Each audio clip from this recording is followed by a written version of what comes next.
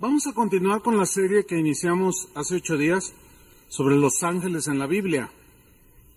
Hoy vamos a tocar el tema número 2, los ángeles guardianes. De eso vamos a hablar hoy, los ángeles guardianes. Y usted me va a seguir ahí en la pantalla con el Salmo 34, versículo 7. Lo vamos a leer todos al unísono. ¿De acuerdo? A las 3. ¿Ya está en la pantalla? Muy bien. 1, 2, 3. El ángel de Jehová acampa alrededor de los que le temen y los defiende. En junio de 1967 hubo un conflicto bélico entre Israel que se enfrentó en esta guerra que se conoció como la Guerra de los 6 días. Se enfrentó a una coalición de naciones árabes como Egipto, Jordania, Irak, Siria, y entraron en una guerra que duró solamente 6 días. Esa guerra la ganó Israel de manera sorprendente. Hasta la fecha, muchos siguen recordando esa guerra como algo extraordinario que sucedió, puesto que los árabes eran muchísimos más que los soldados israelíes o que el ejército de Israel. A raíz de esa batalla que ganó Israel, se sucedieron una serie de reportajes, entre otros, usted puede buscarlos ahí en internet, pero entrevistaron a algunos de los integrantes del ejército israelí después de la guerra, y ellos contaron historias extraordinarias. Una de estas cuenta que cuando se encontraban en las peores circunstancias, parte del ejército de Israel, solos, perdidos en el desierto, sus enemigos los encontraron a cierto grupo de soldados israelíes. Y en el momento preciso en que los iban a acribillar, no lo hicieron. Dejaron todo y huyeron. Después de un tiempo, cuando terminó la guerra y preguntaron a los soldados que por qué no los habían asesinado, ellos contestaron: ¿cómo íbamos a luchar contra todo el ejército de ángeles que estaban detrás de ellos? La actividad angélica a favor de los hijos de Dios es una de las verdades que aparecen en las Escrituras. Durante la misma guerra, un soldado judío que se había perdido en el desierto estuvo caminando sin rumbo, narraba este soldado, y de pronto se encontró, para su mala suerte, entre comillas, un contingente de cerca de 1,000 soldados árabes. Pero de manera inexplicable, en cuanto vieron al judío, se rindieron y soltaron sus armas. Finalmente, cuando llegó el ejército israelí, los tomaron presos, y cuando los interrogaron a estos soldados árabes que habían dejado sus armas, les preguntaron que por qué se rindieron ante un solo judío, un soldado. Y ellos respondieron: ¿cómo podíamos enfrentarnos a tantos ángeles armados junto al soldado judío? La actividad angelical del Señor para con su pueblo sigue vigente. Otro soldado judío que había sido atropellado en la misma guerra por un tanque árabe fue rodeado por otros soldados árabes justo para darle el tiro de gracia. De pronto, súbitamente, todos salieron corriendo sin disparar un solo tiro. Y cuando fueron interrogados del por qué huyeron, ellos dijeron que no pudieron rematar al soldado judío porque inmediatamente aparecieron ángeles que les apuntaban con armas extraordinarias. 15,000 soldados egipcios murieron en esa guerra, árabes egipcios. 5,600 fueron apresados. Jordania perdió 6,000 soldados. Siria perdió 1,000 soldados. 45,000 soldados entre esa coalición fueron hechos prisioneros. 45,000 resultaron heridos en esa guerra y 6,000 fueron apresados por el ejército israelí. El ejército de Israel solamente perdió 779 soldados. 2,593 fueron heridos y solo 15 soldados israelíes fueron prisioneros. Algo dice esto, que Dios sigue teniendo actividad angelical a favor de su pueblo. Israel sigue siendo su pueblo, están en rebeldía, pero sigue siendo su pueblo. Y esta historia de la guerra de los 6 días me recuerda a una historia bíblica que aparece en 2 de Reyes 6:14. Los sirios en ese tiempo eran enemigos de Israel. Siempre Israel ha sido odiado por otras naciones. Y aquí vemos este episodio en 2 de Reyes 6:14, cuando el ejército sirio rodeó a Eliseo y habían sitiado la ciudad, pero veamos qué fue lo que sucedió.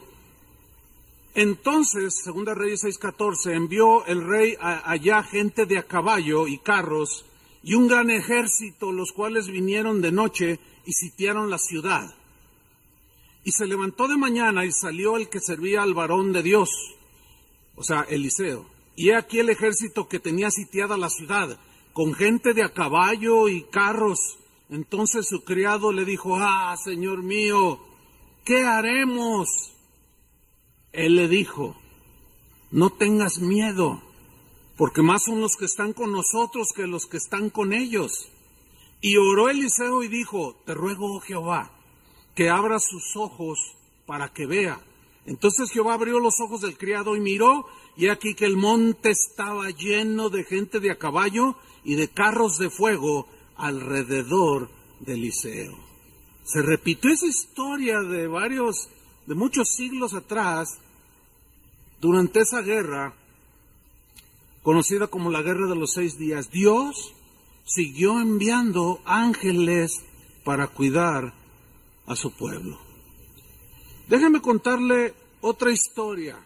Esa yo la presencié de alguna manera, me enteré de primera mano. Pero antes déjeme decirle lo siguiente. El 22 de junio de 1932, o sea, el siglo pasado, en la playa de Cuyutlán, municipio de Armería, en Colima, México, está aquí muy cerca, hubo dentro del mar un sismo que produjo una ola de 15 metros de altura, la cual destruyó todo lo que encontró a su paso. En esa playa, actualmente, se pueden ver olas de hasta 8 a 10 metros. Se le conoce como la ola verde. Los que son de aquí de Jalisco habrán escuchado. ¿Alguien ha oído de esto? La ola verde. Yo conozco ese lugar, he visto la famosa ola verde y realmente es pavorosa. ¿Sí? Bien. Un verano de 1979, una familia que formaba parte de la iglesia donde nosotros crecimos, fueron a vacacionar a la playa de Cuyutlán, en Colima. Estando allí, la hija mayor, jovencita, se adentró a la mar y estaba ahí jugueteando, y de pronto vieron venir la ola que no avisa, o sea, no es continua esa ola grande. De pronto surge y es muy peligrosa. Ha matado a muchos bañistas. Y apareció la famosa ola verde y le gritaban a la muchacha, pero ella no escuchaba. De pronto, los gritos de sus papás y de los demás bañistas llenaron el ambiente y la ola de manera aterradora la abrazó totalmente y la envolvió. Y aquella ola rompe y la muchacha no sale. Pero su testimonio de ella fue el siguiente: que cuando sintió que esa ola la envolvió, la sumergió, ella no sabe la profundidad, solamente dijo que cuando estaba allí, abrió sus ojos y miró hacia la superficie y la vio muy lejos. Y empezó a nadar desesperadamente, pero las fuerzas se le acabaron y el aire se le terminaron y la superficie seguía mirándose muy lejos. Entonces oró y le dijo: Señor, creo que llegó mi hora, pues en tus manos me encomiendo, dice, y me abandoné. Y en ese momento empezó a tragar agua, ya no podía aguantar el aire. De pronto dice que sintió dos manos que la tomaron por la espalda de la cintura y la empujaron con tal fuerza que en un par de segundos ella estaba en la superficie. Y empezó a respirar y estaba un hombre a su lado. Y le dijo: no te preocupes, todo está bien. Ven, sígueme, yo te voy a sacar. Y la sacó a la orilla, pero de donde estaban sus padres, donde ella se había metido, donde salió, había una distancia como de 600 metros, 500, 600 metros, o sea, una distancia considerable de donde ella salió. Y ella venía platicando con aquel hombre: muchas gracias, no, mira, no tengas cuidado, tú estás, qué bueno que estás bien, etcétera. Cuando ya se acercó, alguien empezó a gritar: ¡ella viene! Y todos corrieron, los papás, y la abrazaron, las hermanas, y la gente se alegró. Entonces la chica dijo que gracias a este hombre que venía conmigo fue que hoy estoy viva. Él me sacó. ¿Cuál hombre?, le dijeron. Pues el hombre que me sacó, que salimos a la playa y venía caminando conmigo. Dicen: nosotros no vimos a nadie, te vimos a ti sola. No cabe la menor duda de que la actividad angelical de Dios sigue obrando a favor de sus hijos. ¿Cuántos le dan gracias a Dios? Ahí está, hermanos, ahí está.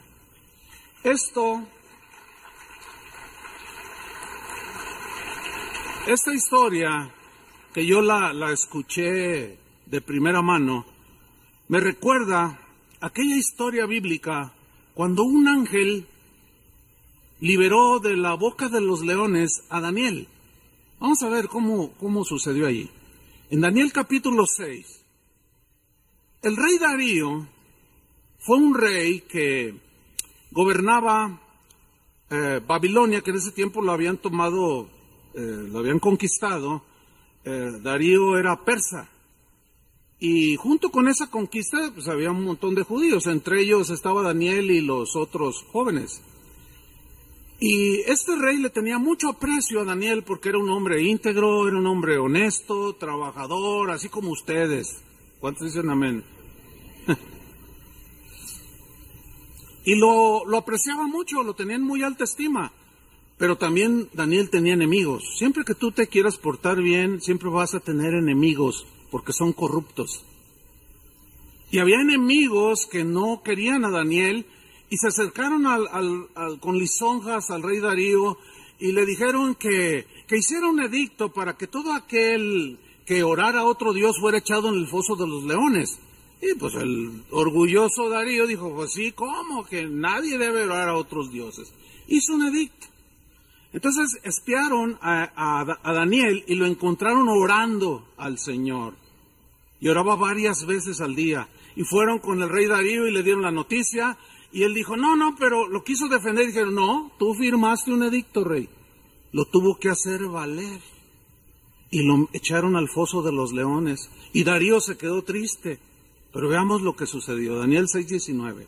El rey se levantó muy de mañana, o sea, al siguiente día, y fue apresuradamente al foso de los leones. Y acercándose al foso, llamó a voces a Daniel con voz triste. Y le dijo: Daniel, así con tristeza, siervo del Dios viviente, el Dios tuyo, a quien tú continuamente sirves. Miren qué hombre, continuamente sirves. ¿Te ha podido librar de los leones? Entonces Daniel respondió al rey: oh rey, vive para siempre. Y miren en el versículo 22 lo que dice: mi Dios envió su ángel.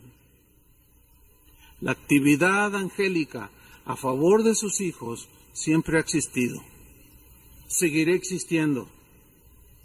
Mi Dios envió su ángel, el cual cerró la boca de los leones. Vean el poder que tenía este ángel, tan poderoso que los leones se sometieron. ¿Y qué león salvaje de la selva se somete ante un hombre, lo destroza, lo hace pedazos. Pero los ángeles son poderosos, hermano, tienen poder. Y si les tapó la boca a los leones para que no me hiciesen daño, porque ante él, o sea, ante Dios, fui hallado inocente, y aún delante de ti, oh rey, yo no he hecho nada malo. Entonces se alegró el rey en gran manera a causa de él, y mandó sacar a Daniel del foso. Y fue Daniel sacado del foso, y ninguna lesión se halló en él.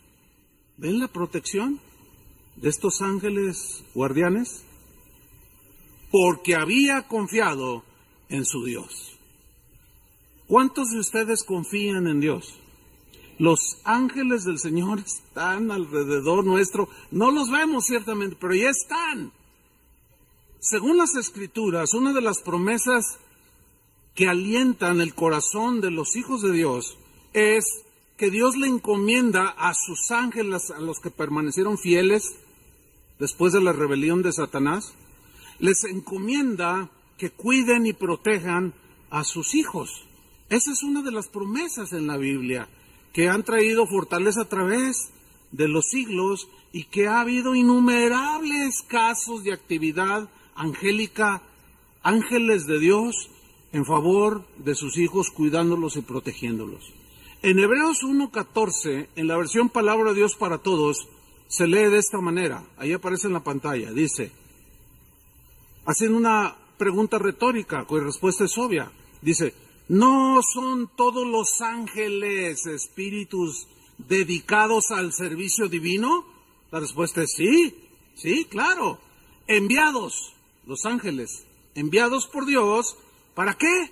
Para ayudar a los que han de heredar la salvación. ¿Para ayudarnos a quién? Diga, a nosotros. Hay un sinnúmero de ángeles que Dios envía para ayudarnos a nosotros, a los que hemos de heredar la salvación.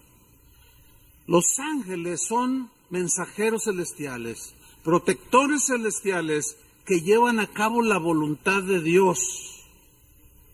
Cuando Jesús enseñó a sus discípulos a orar, les dijo, cuando ustedes oren, digan, Padre nuestro que estás en los cielos, santificado sea tu nombre, etc. En una parte de esa conocida oración del Padre nuestro dijo, hágase tu voluntad como se hace en el cielo, así también en la tierra. Pregunta, ¿quién hace la voluntad en el cielo? Los ángeles, sí o sí, la hacen, porque son fieles a Dios. Y aquí en la tierra, ¿quién debe hacer la voluntad de Dios si son fieles? Dígalo, nosotros. Bueno, estos ángeles están prestos para ejecutar las órdenes del Señor en lo que concierne al cuidado de nosotros. Miren lo que dice el Salmo 103, versículo 20. Bendecid a Jehová, vosotros sus ángeles. El conocimiento que tenía el salmista acerca de los ángeles. Poderosos en fortaleza, como el ángel que le tapó la boca a los leones.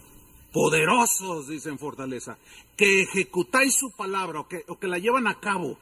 Se prestan obedientes para llevar a cabo la voluntad del Padre.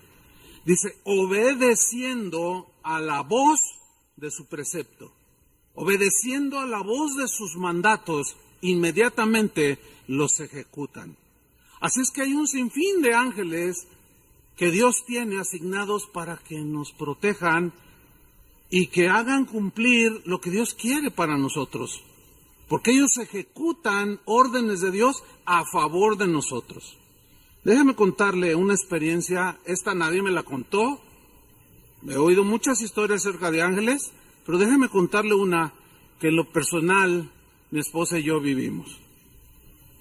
Hace casi 40 años, cuando iniciábamos nuestra vida cristiana, ya teníamos un par de años, pero Dios nos había llamado, no teníamos la menor duda, que nos había llamado al ministerio, a que dejáramos todas las redes y lo siguiéramos a Él. En la iglesia donde nosotros crecimos, donde conocimos al Señor, había un instituto bíblico, como aquí que tenemos el LIBCO, un instituto bíblico. Y el pastor, ese instituto bíblico, cobraban las mensualidades Yo le doy gracias a Dios porque nos ha dado la oportunidad de brindar escuela bíblica sin que tengan que pagar un centavo. Y debo decirles que las ofrendas, los diezmos sirven para suplir los gastos que tiene el Instituto Bíblico, porque hay un buen número de maestros, algunos son de otras casas de oración, genera gastos, pero el Señor ha sido bueno y quiero que sepa y decirle a usted que usted es parte de la formación de muchos de ellos que muchos se han graduado y un buen número de ellos hoy son pastores. Pero las circunstancias de la escuela bíblica donde nosotros estuvimos no tenía esa ventaja. Pero el pastor nos ofreció una beca completa, es decir, no íbamos a pagar nada. En los 3 años y fracción que íbamos a vivir ahí dentro como internos. Y pues nos alegramos porque pues no teníamos dinero. Yo había renunciado a mi trabajo secular para dedicarnos juntos mi esposa y yo al servicio del Señor. Pero llega el primer mes y me llaman que tenía un adeudo. Entonces yo le dije a Marichuy, la secretaria en ese entonces, todavía por ahí anda, es esposa de un ministro actualmente. Y le dije, oye Marichuy, el pastor nos dio una beca. No, aquí no hay nada que indique eso. Voy a hablar con él.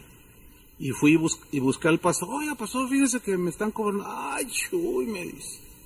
Quiero pedir disculpas porque no vamos a poderte dar la beca, dice. ¿Cómo, pastor? Dice, no, las finanzas no nos dan. Vas a tener que pagar. Yo le dije, pero ¿cómo si ya no trabajo? Y él me dijo, mira, estamos convencidos que tú y Vicky son llamados por Dios. Confía en Él te va a suplir. Pero pues iniciábamos también en la carrera cristiana y la fe pues necesitaba ser probada y ejercitada y pues sí nos puso a temblar un poco, ¿no? Pero nos pusimos a orar y Dios nos confirmó, confíen en mí, yo me encargo de todo. Así es que llegó para llegar el segundo mes, yo fui con la secretaria y le dije, oye, pues ya se acumuló un segundo mes. Qué bueno que vienes, me dice. Fíjate que ayer vino un señor, dice, ay, bien imponente. Dice, cuando entró y lo vi, dice, pues un hombre muy, muy apuesto, dice, elegantemente vestido, dice, de saco y corbata. Pero un hombre, pues muy apuesto, dice. La verdad que sí imponía. Entonces lo recibí, se me acercó y me dijo, aquí estudian, hay 2 estudiantes, Chuy y Vicky Olivares, que están estudiando en la escuela bíblica. Sí. Dice, mira, yo vengo a pagar el curso de ellos. Dice, ¿es que ya pagó? Yo le dije, ¿quién es? Dice, no sé, nunca lo había visto, nunca nadie lo había visto, ni en la iglesia, ni en el instituto. Dice, pero otros que lo vieron, se miraban así, otros que estaban ahí con ella, como diciendo, ay, este hombre tan imponente. Entonces cuando él se despide y sale a la calle, se fueron detrás de él para seguirlo viendo, ¿no? Pero fue cuestión de segundos. Cuando él cierra la puerta, ellas abren y se asoman y no estaba.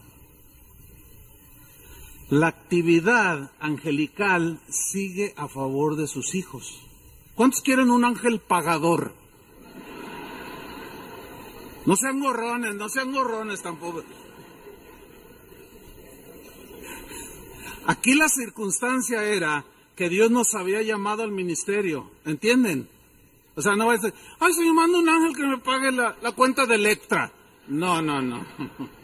Así no funciona, hermano. Tiene que haber una necesidad legítima para que Dios dé una orden a un ángel y Dios lo use. Impresionante, ¿no? Bueno, a mí me sigue impresionando después de casi 40 años, sin duda que era un ángel. Los apóstoles, los primeros cristianos, vivieron y experimentaron la actividad angélica a su favor. A los apóstoles, ahí en Jerusalén, 2 veces los metieron a la cárcel. La primera la narra en Hechos 5:18, dice que echaron mano a los apóstoles y los pusieron en la cárcel pública, donde había un sinfín de presos también. Dice el versículo 19, así sin más ni más, dice, mas un ángel del Señor, subrayo, un ángel del Señor, uno solo, abriendo de noche las puertas de la cárcel. ¿Cómo? Son poderosos. Y sacándolos, les dijo, id, vayan, y puestos en pie en el templo, anunciad al pueblo todas las palabras de esta vida. Es decir, Dios dio una orden a un ángel para que los liberara, para que ellos siguieran predicando el Evangelio. Esta historia me recuerda a una historia que nos contó nuestro apreciado amigo del ministerio, el pastor Toño Lázaro, que algunos de ustedes conocen. A Toño Lázaro yo lo conocí todavía cuando era soltero, hace 40 años, qué sé yo. Él estaba recién egresado de la Facultad de Medicina, él es doctor. Y viajamos por un montón de lugares, en lugares que insospechados, o sea, con un cúmulo de experiencias tremendas. Y Toño Lázaro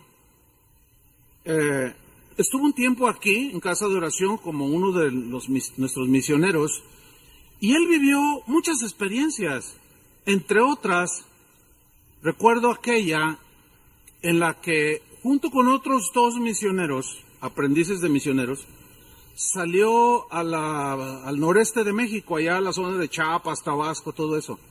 Iban a predicar a los pueblos. Ellos tenían amenazas de muerte, porque hay mucho fanatismo en aquellos lugares. Dice que cuando predicaron en un pueblo, de allí tenían que trasladarse a otro, cuyo trayecto era más o menos de 1 hora a pie. Y mientras ellos iban a mitad del camino, se les aparecieron 4 hombres con machetes en las manos, que dijeron, les advertimos, hínquense. Y dice que los jalaron de los cabellos, los hincaron, dice, inclinen la cabeza para darles el golpe. Y dice Toño Lázaro que oró y dijo, Señor, pues cuida a mis hijos, porque por cierto aquí está uno de ellos, toca el bajo del liud, ahí está con su esposa. Cuida a mis hijos, en el tiempo pues, estaban chiquillos sus hijos. Cuídalos, Señor, dice, otro de los misioneros estaba así, y otro de plano estaba así. Dice que inclinaron su cabeza esperando el golpe mortal, y de pronto escucharon ruidos extraños, pero no abrían los ojos.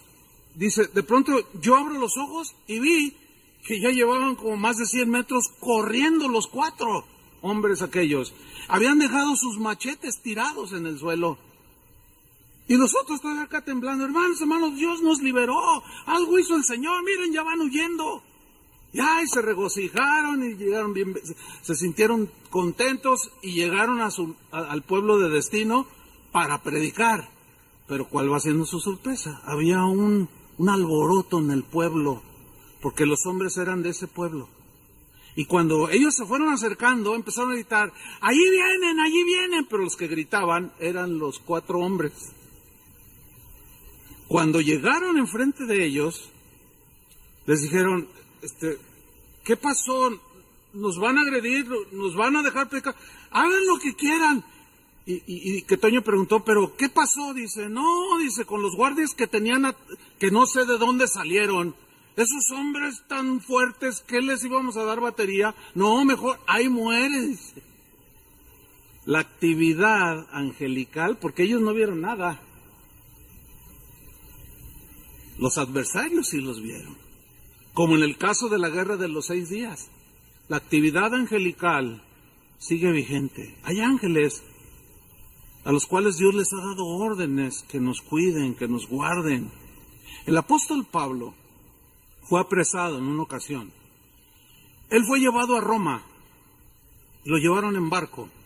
Dios le anticipó que el viaje iba a ser muy difícil y que iba a naufragar.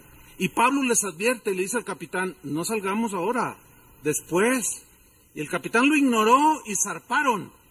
Bueno, a media travesía se enfrentaron contra un huracán llamado Euroclidón, que entre comillas debo decirle algo, búsquelo a los que les gusta investigar y ese tipo de cosas, búsquelo y está registrado en la historia de aquel tiempo. Interesante, ¿no? Y dice que enfrentaron a un viento huracanado llamado Euroclidón que los embistió y destrozó la nave. Pero veamos lo que sucedió. Hechos 27-21. Entonces Pablo, como hacía ya mucho que no comíamos, aquí Lucas está narrando, fue el que escribió el libro de los Hechos, puesto en pie, en medio de ellos dijo, habría sido por cierto conveniente, oh varones, haberme oído y no zarpar de Creta tan solo para recibir este perjuicio y pérdida. O sea, él les había advertido. Pero, dice, ahora os exhorto a tener buen ánimo. ¿Cómo se atreve Pablo a decir, tengan ánimo cuando están a punto de hundirse? Algo había sucedido, por lo cual el apóstol Pablo dijo, tengan ánimo, porque él ya lo tenía en ese momento. ¿Qué sucedió? Pues veamos qué sucedió.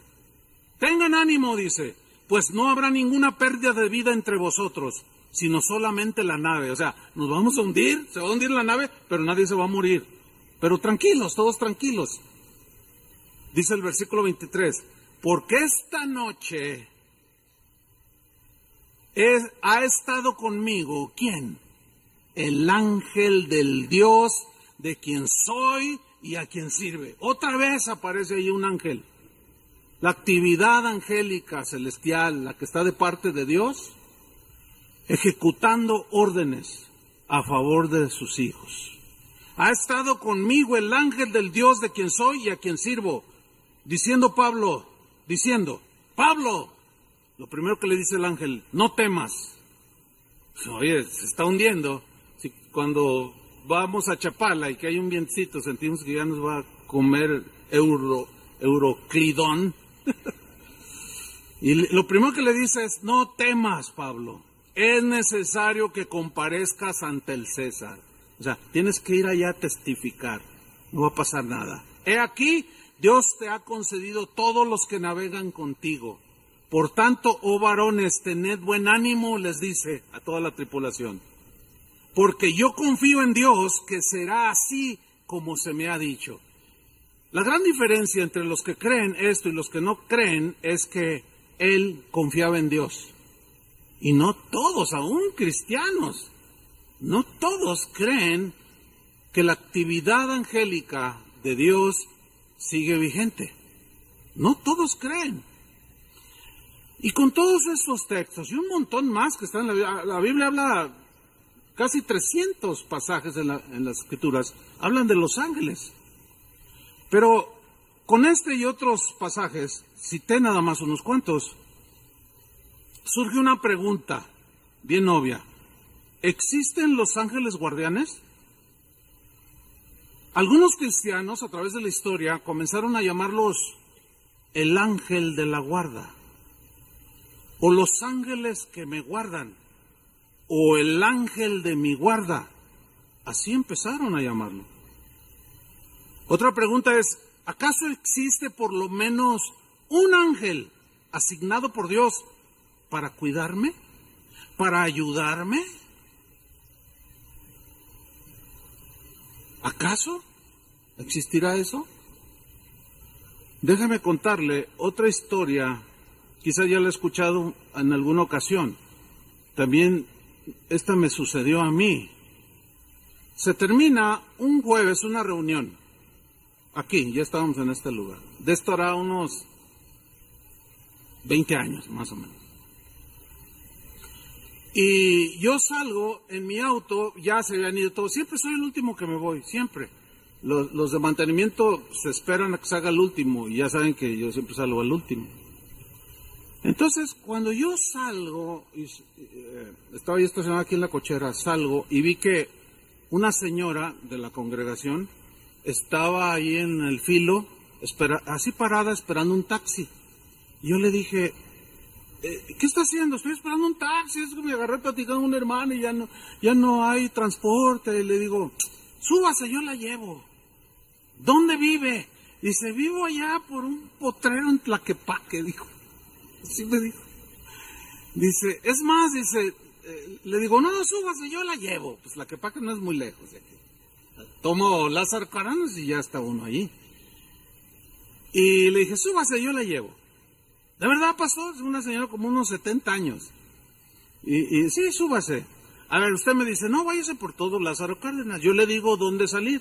Pero dígame la calle. No, yo le digo por dónde. Lo que pasa es que no tenía nombre, o sea, vivía a las afueras. Por este lado Tlaquepaque, de aquel lado de Lázaro Cárdenas. Entonces, aquí sálgase, y ahí voy yo. Ahora métase aquí, y empecé, ¿pero cómo se llama la calle? No, pues es que vivo en, pues, le dicen El Potrero. Y sí, o sea, cuando entramos a una parte donde no había casas, y ay, ¿dónde vive finalmente? Dice, métase por aquí, y sí vivía en una casita ahí humilde. Y ya lo dejé y me despedí y regresé. Mi auto, que era un Chevrolet Cutlass, algunos lo recordarán, al auto se le había averiado el medidor de la gasolina, pero yo ya lo tenía bien medido. O sea, yo ya sabía cuántos kilómetros podía recorrer y cuánta gasolina le ponía yo, pero se me había olvidado echarle gasolina. Y no me acordé hasta que de regreso, cuando vengo para tomar otra vez la civilización, acá lo pavimentado, de pronto, en medio de la oscuridad, ya la calle estaba pavimentada, pero no había casas, no había nada, que se detiene el motor, hermano. Yo dije, ¡ay, la gasolina! Dije, ¿y ahora qué voy a hacer? Ya eran casi las 12 de la noche. Le digo, ¡ay, señor, yo qué voy a hacer! Y recuerdo perfectamente que era así de bajada y luego hacía como un columpio. Entonces dije, bueno, pues hasta donde llegue. Y señor, pues, bueno, que pase un taxi, alguien. Entonces, cuando se detiene el auto, pues me quedo ahí en medio de la oscuridad. Ni un carro, nada. Yo dije, señor, ¿y ahora qué voy a hacer aquí? En eso, oí una voz, ¿necesita algo? Y yo volteé hacia mi lado derecho, aquí está el volante y volteé así, y estaba la banqueta, pero estaba el campo. Y estaba un hombre sentado en un tambo, de esos de 20 litros. Sentado ahí un señor, de pelo blanco. Yo ¿necesita algo? Y él sentado, y me mira, ¿necesita algo? Y yo le dije, pues se me acabó la gasolina, y no sé qué voy a hacer. Dice, ¿eso es lo que necesita? ¿Cuál es el problema? Mire, toma el bote, dice, ábrale. Y le digo, ¿qué va a hacer? Ábrale, pues le voy a echar gasolina. Y yo sentía algo muy extraño, hermano. Traía este embudo y le echa la gasolina. Dice, bueno, hasta luego. Yo, oiga, no, pues déjeme pagarle la gasolina. Dice, no, ¿cómo crees? No me vas a pagar nada. Así está bien.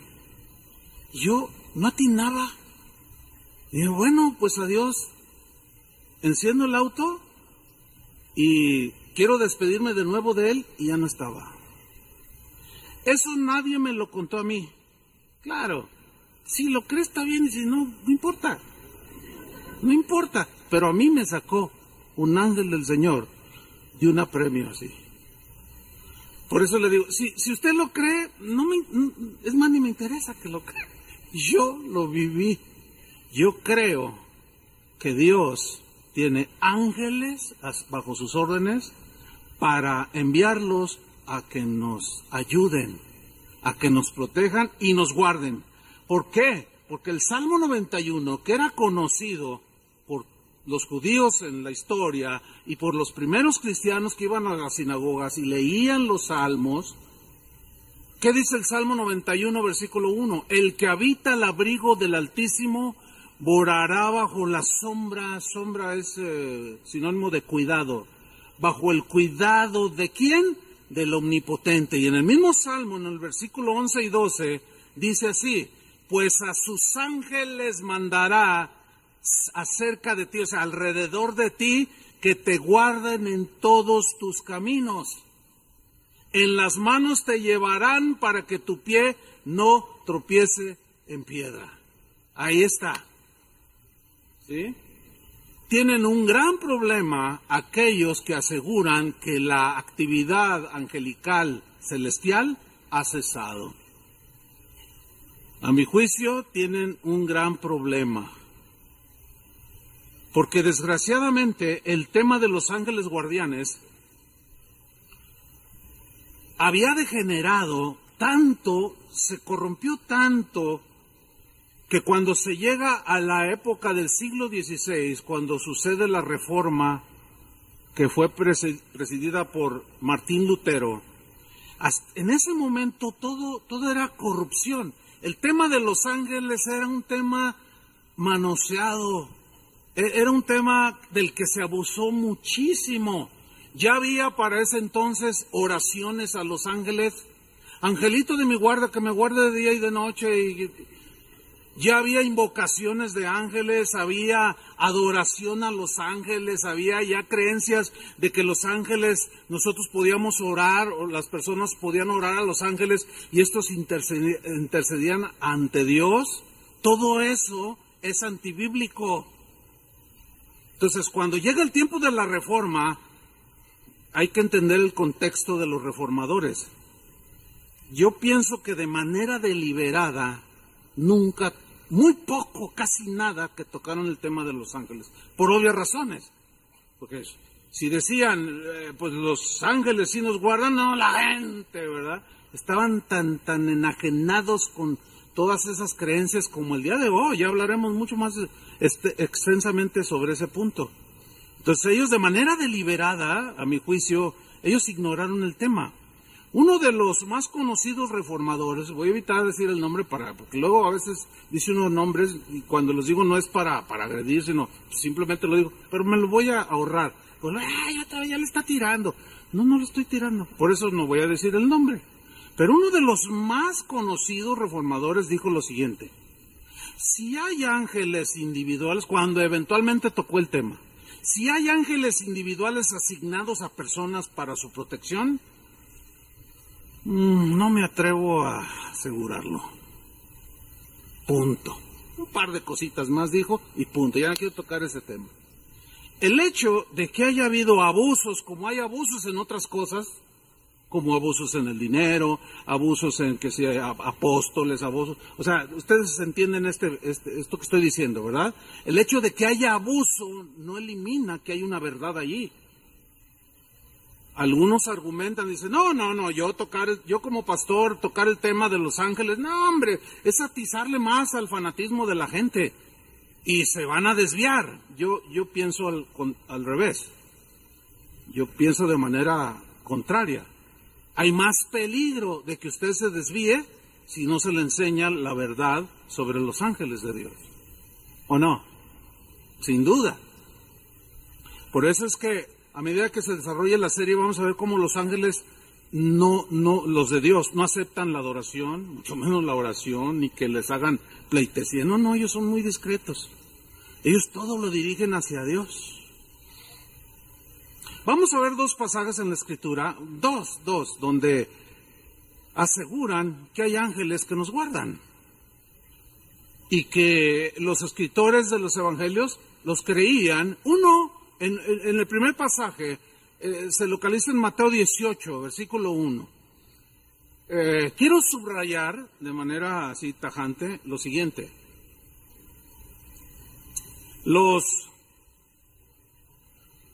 Las personas involucradas en esta primera historia es nada más ni nada menos Jesús. ¿Será importante Jesús para nosotros?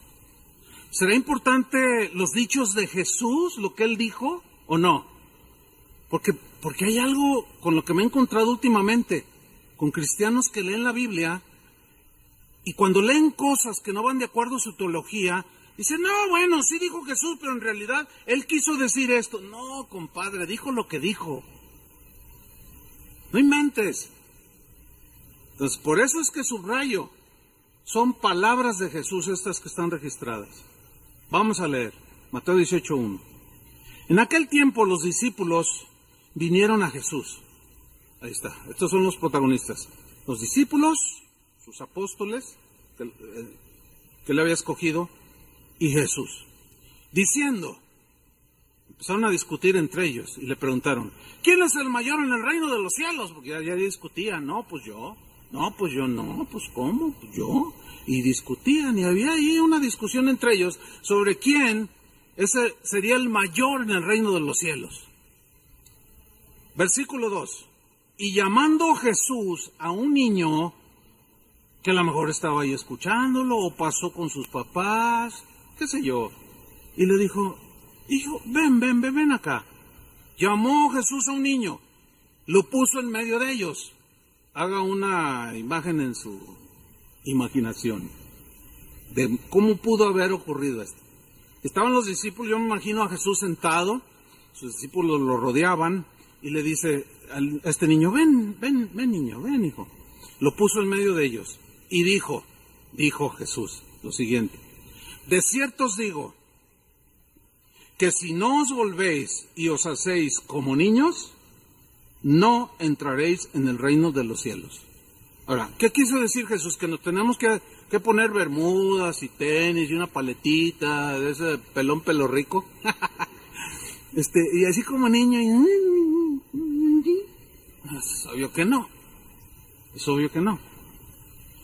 ¿A qué se refirió Jesús cuando dijo, si no os volvéis y os hacéis como niños? ¿Cómo es un niño? Mire, antes de describir algo brevemente, la Biblia no nos dice la edad en la que un niño empieza ya a distinguir y a saber que está haciendo algo malo. Pero los niños desde que nacen, 2, 3, 4, 5, quizás 6 años, están en un estado de inocencia. Nacen con la naturaleza pecaminosa que en determinado momento nos lleva a pecar. Pero los niños son todo ternura, ¿no es cierto? Son todo inocencia. Si usted le dice a su hijo, ahorita saliendo de la reunión, le dice, hijos, su hijo de 4 años, te voy a llevar a Disneylandia, inmediatamente se lo cree. ¿De veras me vas a llevar, papi? ¿Voy a ver a Mickey Mouse? Sí, vas a ver a Mickey Mouse. ¿Y cuándo? Pronto, hijo. Y el niño se lo cree. Así son los niños. Si no os volvéis y os hacéis como niños, no entraréis en el reino de los cielos. Es decir, en relación a lo que Jesús enseñó en su palabra, a lo que la Biblia enseña en el Evangelio y en la palabra, nosotros tenemos que ser como niños. ¿Entiende? Tenemos que creer que nuestro Padre nos está hablando con la verdad. Tenemos que confiar en Él, como aquel hermano, un hermano que formó parte de casa de oración, ahorita está en otra casa de oración en Estados Unidos. Cuando un hijo de él entraron a un centro comercial y jugueteando el niño, 5 años, 4 tendría, se subió a las escaleras eléctricas, pero en el barandal así, entonces el niño iba. Entonces, papá, mira, pero ustedes saben que luego está la otra escalera y está la construcción, de manera que él iba así, justo a pegar con la cabeza y adiós.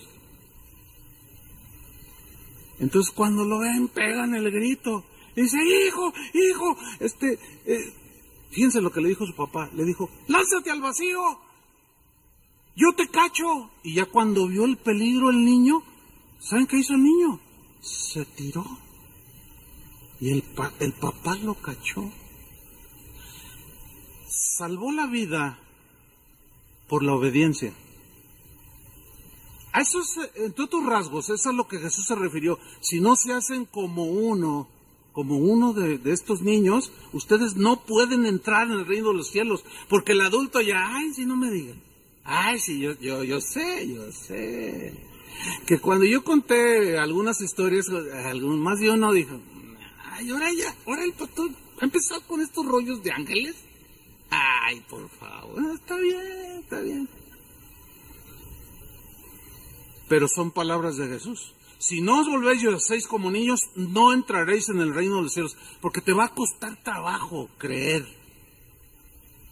lo que dice la Biblia. Sigue en el mismo tema de los niños, Jesús, en el versículo 6. Y cualquiera que haga tropezar a alguno de estos pequeños que creen en mí, estos pequeños que creen en mí, mira, a cualquier niño de entre 3, 4, 5 años de edad, que tú le hables de Jesús, y que Jesús lo ama, y que Jesús lo quiere llevar al cielo, y tú le preguntas, ¿te quieres ir con Jesús? Te van a decir, sí, yo me quiero ir con Jesús. Todos creen. Hay algo en los niños que es así. Hagan la prueba, yo lo he hecho infinidad de veces, pero háganla. Háblale a algún niño en la calle. No le hables uno de 10 años, no sé por qué. Tú le hablas y te va a decir, yo creo en Dragon Ball. Yo creo en el Pirata del Caribe. Y te van a contar y te van a decir cosas. Pero los niños chiquitos no, ellos creen. Tú les hablas de Jesús y ellos lo creen.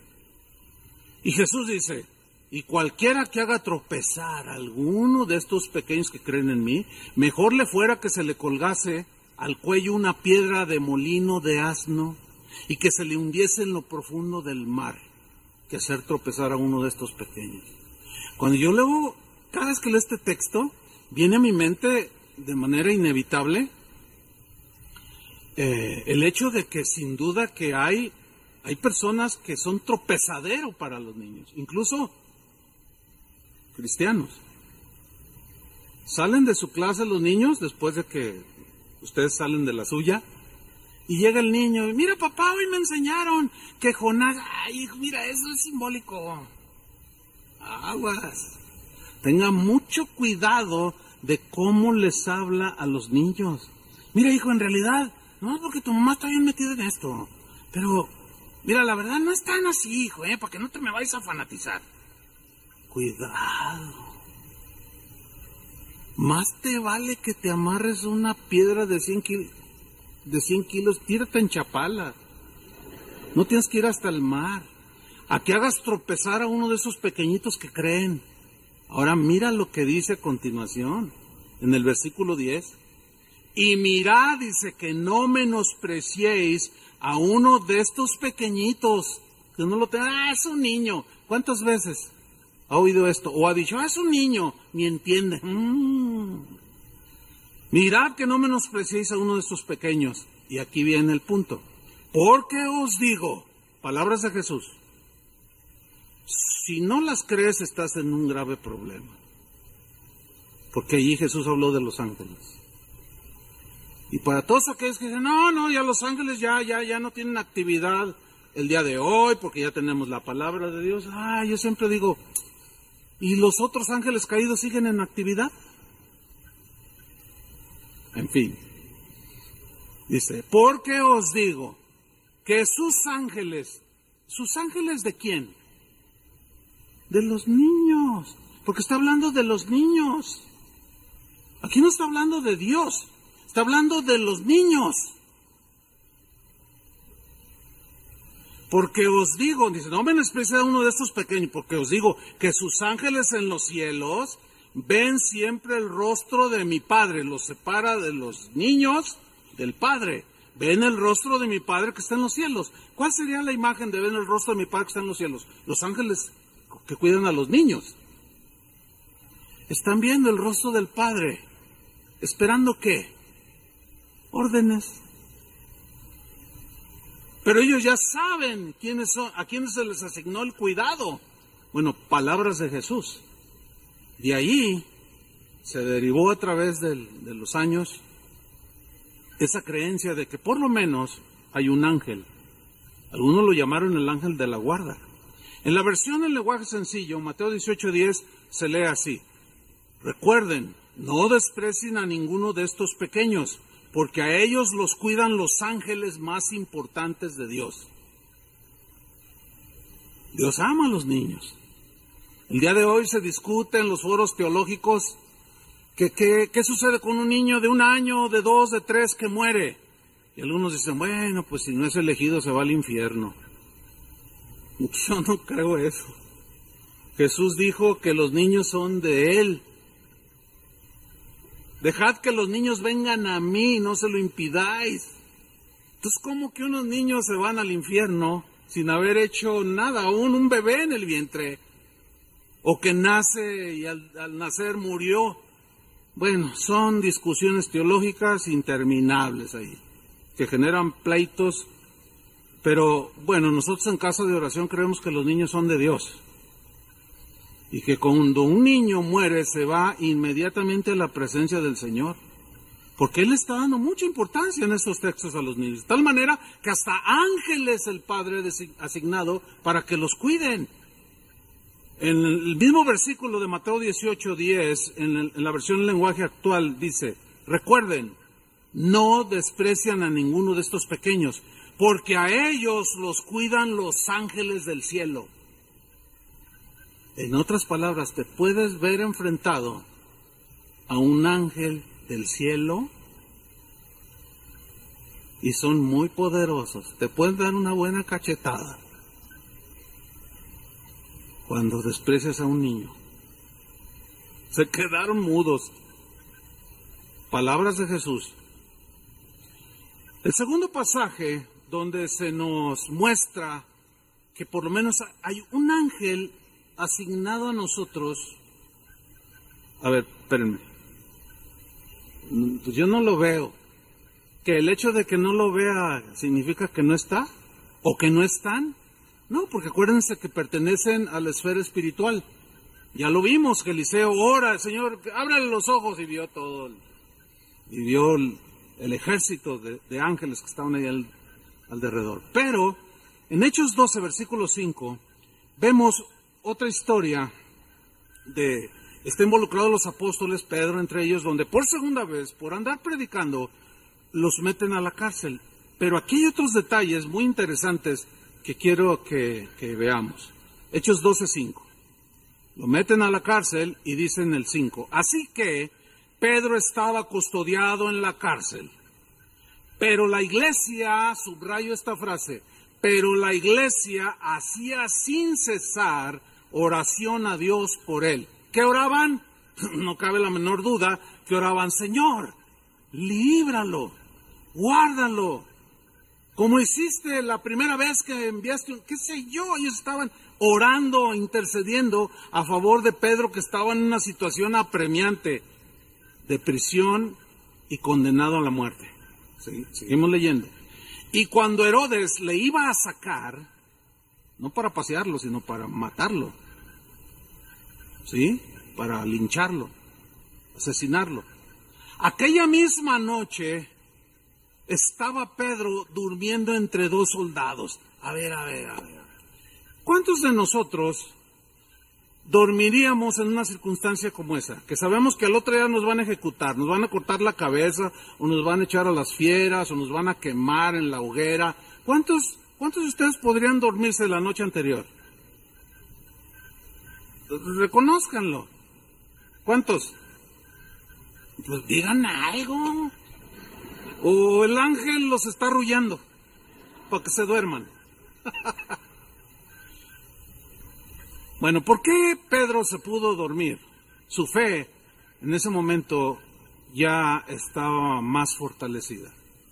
Después de la primera y otras oportunidades que él tuvo, la primera liberación de aquel ángel que lo sacó de la cárcel y le dijo: sigue predicando. De seguro dijo: bueno, si hasta aquí llegué, pues ni modo. Esto no dice la Biblia, pero se entiende que pudo haber un diálogo entre él en sí mismo diciendo cosas así, ¿no? Entonces, y Dios puede enviar su ángel. Bueno, Señor, si lo mandas, pues está bien, yo me voy a dormir. Y se duerme en semejante situación. Esto nos habla de una paz indescriptible, de una paz que sobrepasa todo entendimiento, que a pesar de las circunstancias, él se durmió confiando en Dios. En medio de dos soldados, dice. Estaba durmiendo entre dos soldados, sujeto con dos cadenas. Imposible que se escapara. Y los guardas delante de la puerta custodiaban la cárcel, por si fuera poco. Aparte de los dos había otros guardias. que custodiaban la cárcel. Versículo 7. Y he aquí, esa frase de aquí, la idea es de pronto, repentinamente. ¿De dónde salió? ¿Por dónde entró? ¿Cómo llegó? ¿Quién, oiga? Pues lo que dice allí. He aquí, de pronto, repentinamente se presentó un ángel del Señor. Y llegó. Un ángel del Señor. Y una luz resplandeció en la cárcel. Y tocando a Pedro en el costado, le despertó. Imagínense a Pedro, no, hasta acurrucado estaba. A lo mejor hasta estaba allí, un poco ahí con de los soldados, un poco la túnica así, o el frillito. Y a lo mejor en el muslo del soldado se acurrucó, qué sé yo.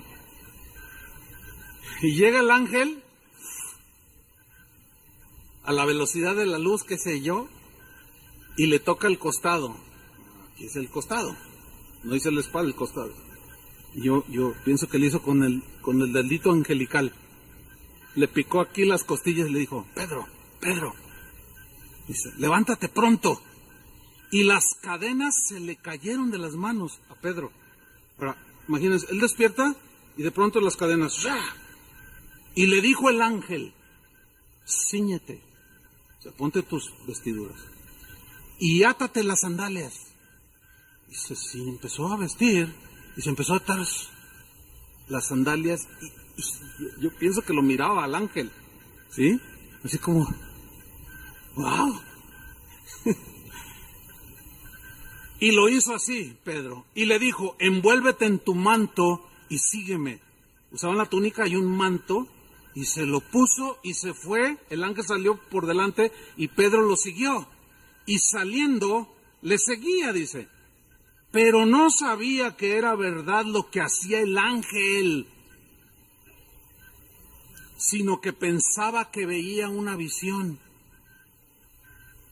Pensaba que era o un sueño o una visión, dice aquí. O sea, algo en el ambiente espiritual que él estaba viendo, que él estaba captando, pero él no pensó, fíjense, que fuera así, literal, así, de que me tocas, pellízcame. ¿Sí?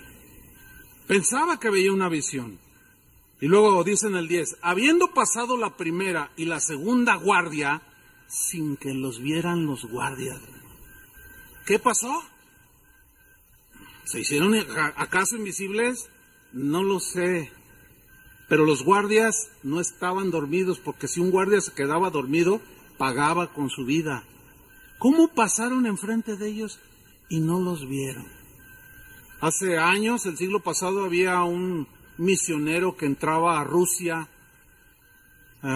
con Biblias de contrabando.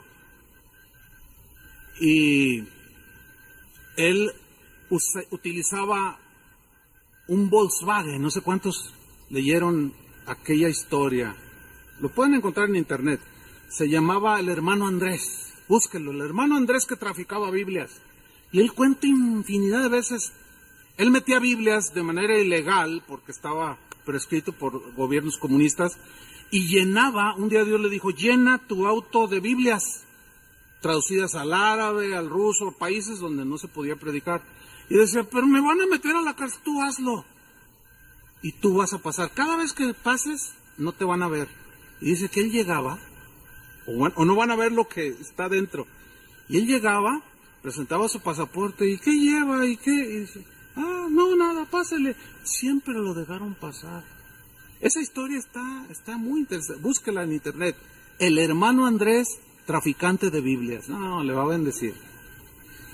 Le va a bendecir porque de alguna manera Dios velaba la vista natural. Y pasaron por el medio de la guardia, dice.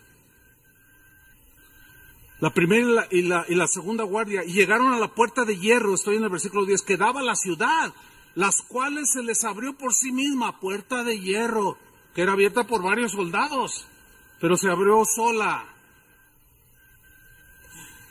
Dice, y salidos pasaron una calle, y miren lo que viene a continuación, lo subrayo. Y luego el ángel se apartó de él. De pronto ya no estaba, como el ángel de la gasolina. De pronto ya no estaba. ¿A dónde se fue? ¿Quién sabe? Así como llegó, se fue. Cumplió su encomienda y adiós. Yo no necesito aplausos, no necesito que me oren, no necesito que me adoren, no necesito nada. Yo me voy a la presencia del Señor esperando otra vez que me ordene qué debo hacer. Y se apartó de él. Ahora, vemos que Pedro nunca dijo, ay, angelito de mi guarda, no te vayas ni me desampares. Ay, no, porque él conocía perfectamente la doctrina de los ángeles, la enseñanza acerca de ellos. Y se fue y lo dejó y no le clamó ni nada. Versículo 11, fíjese lo que viene a continuación. Entonces Pedro, volviendo en sí, significa que estaba ya en sus 5 sentidos. Siempre lo estuvo, pero dice volviendo así como diciendo, entendió. Y dijo, ya cuando se vio afuera, libre, dice, ahora entiendo verdaderamente que el Señor ha enviado su ángel. Y me ha librado de la mano de Herodes, que lo quería asesinar, y de todo lo que el pueblo de los judíos esperaba. Miren, estoy convencido, hermanos, que muchos de nosotros hemos sido librados por ángeles y ni cuenta en ocasiones nos hemos dado. Pero ahí están. Pedro en este caso se dio cuenta, y miren lo que dice en el versículo 12, y habiendo considerado esto, o sea, diciendo, no, sí, fue real lo que viví. Llegó a casa de María, la madre de Juan, el que tenía por sobrenombre Marcos, donde muchos estaban reunidos orando. ¿Por quién estaban orando? Por Pedro. Y miren lo que sucedió. Cuando llamó Pedro a la puerta del patio, o sea, llamó, tocó, salió a escuchar una muchacha llamada Rode, la cual cuando reconoció la voz de Pedro, se entiende que tocaba y decía, ábranme, soy Pedro. Cuando yo le digo a mi esposa cuando estoy en la planta alta y le digo, amor, tengo hambre, nunca me dice, ¿y quién es usted, oiga? No, pues porque conoce mi voz. Y la voz de Pedro, que ya presidía en ese tiempo, era notable su liderazgo, su voz era conocida. Entonces la muchacha dice que reconoció la voz de Pedro, pero mire lo que hizo. De gozo no abrió la puerta, sino que corriendo, imagínensela, corriendo así, toda con los cabellos así, toda eufórica, con una alegría indescriptible, dice que corriendo adentro donde estaban todos orando, dio la nueva de que Pedro estaba a la puerta. Pero de una manera inexplicable, miren lo que le dijeron los apóstoles. Estás loca. Claro, aún a ellos que estaban orando por Pedro, se les hizo algo tan extraordinario que mejor le dijeron, no, estás loca. ¿Cómo que Pedro?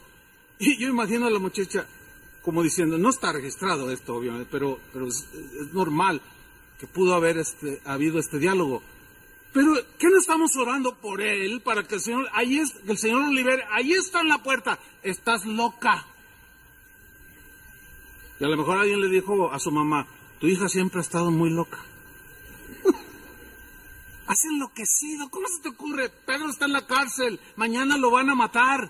Pero ella, aseguraba que así era. Entonces ellos decían, y subrayo, ¿qué decían? ¿Qué decían? Es su ángel. El ángel de Pedro. ¿O no? ¿Por qué dijeron, es su ángel? ¿Acaso los ángeles que nos cuidan se parecen a nosotros?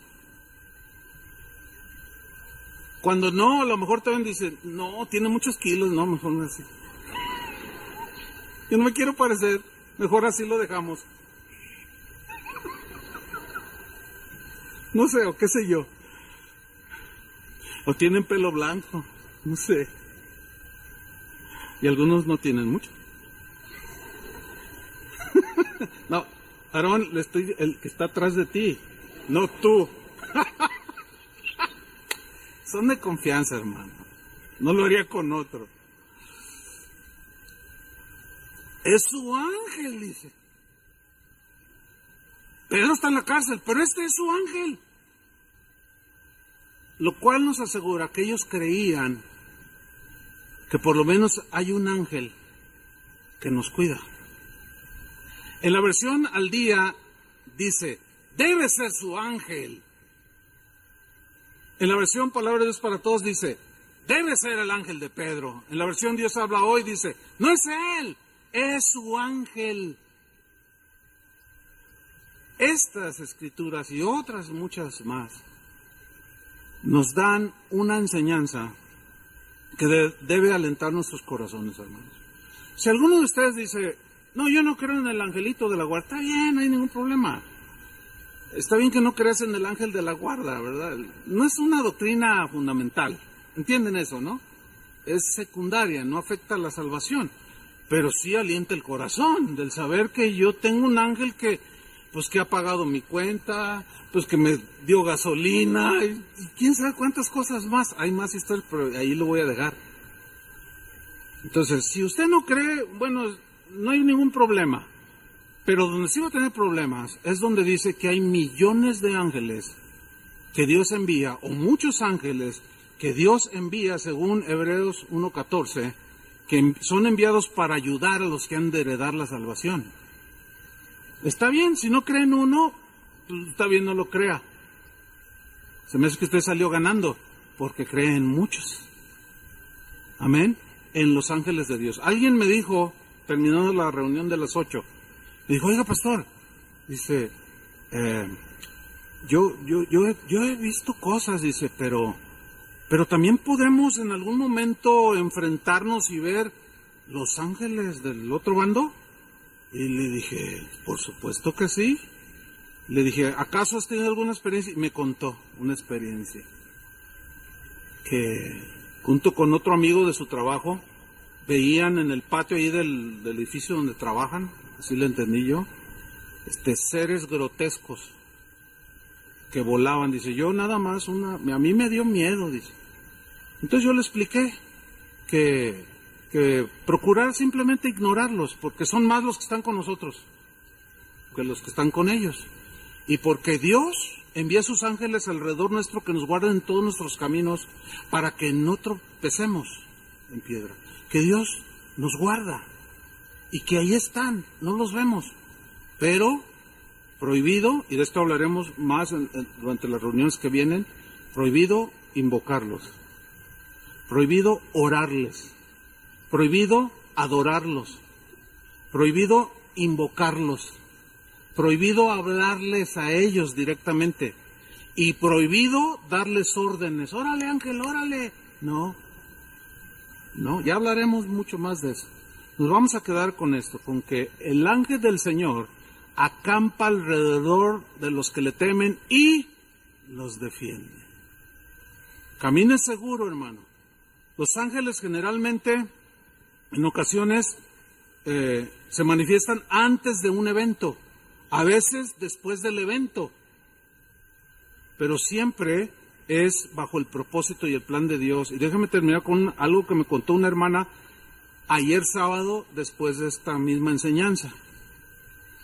Me dijo, pastor, déjame contarle una historia. Estaban allí sus dos hijas y otra persona, y se veía yo caminando por una calle aquí en la ciudad de hace unos 10 años de esto.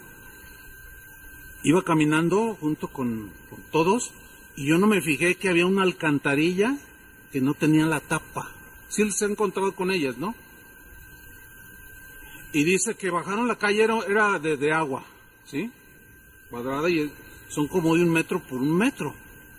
Dice, yo no me fijé y cuando yo bajo y doy el pie, yo nomás sentí que me fui. Dice, pero yo pegué con esto y mi pierna se quedé de una posición trabada, bien fea, pastor. Dice, en ese momento yo sentí un dolor espantoso en mi pierna y grité, ayúdenme, ayúdenme. Entonces cuando me tomaron para ayudarme, te vamos a sacar. Dije, no, mejor déjenme, porque el dolor era insoportable. Y dije, ¿y qué oró? Y le dijo, Señor, pues si he de morir, pues está bien. Y en ese momento, dice, mire, pastor, no de abajo del pozo, sino de acá atrás de la superficie, una voz de un varón que me dijo, tranquila, vas a estar bien, yo te voy a sacar. Mire, pastor, cuando escuché esa voz, me llenó de una paz indescriptible que hasta el dolor aminoró. Yo simplemente sentí su toque, cerré mis ojos, pero cuando desperté ya estaba yo fuera de la alcantarilla. Estaba recostada en el pavimento y estaba un paramédico atendiéndome. Entonces cuando yo abro los ojos, es una hermana que tiene más de 10 años aquí como miembro, sus hijas aquí crecieron. Dice, y yo vi al paramédico, yo no sabía que era un paramédico, y le dije, señor, muchas gracias por haberme sacado. No, yo no la saqué. Cuando llegué yo, ya estaba usted allí. Y dice, y le dijo a los demás, a la familia, ¿quién me sacó? Pues nadie podía decir nada. Nadie tenía una explicación. Me dice ella, yo nunca dudé que había sido un ángel del Señor, que operó después del incidente, no antes. A veces ellos operan y nos libran, pero a veces durante la eventualidad, ahí están para ayudarnos. Eso ha infundido mucha seguridad a través de los siglos en los hijos de Dios. ¿Cuántos son hijos de Dios? Lo que sí podemos hacer es orar al Padre, a Dios, y decir, Señor, te encomiendo a mis hijos, envía tus ángeles.